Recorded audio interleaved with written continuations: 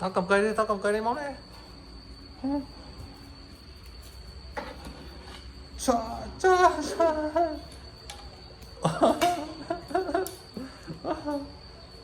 Đấy đây, cầm cây đấy mau, tao đây máu đi. Đấy đi. Ôi trời. Đánh trúng chưa, đánh trúng chưa? Đấy. À trời.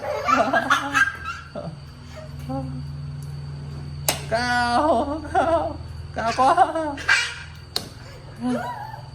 Đánh trúng đây, đánh bóng đi, tao đánh trúng bóng đi. Chú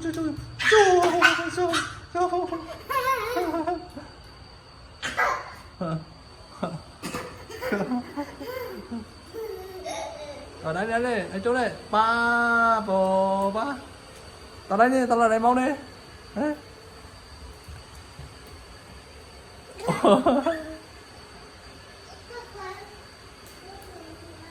Đánh bóng nè.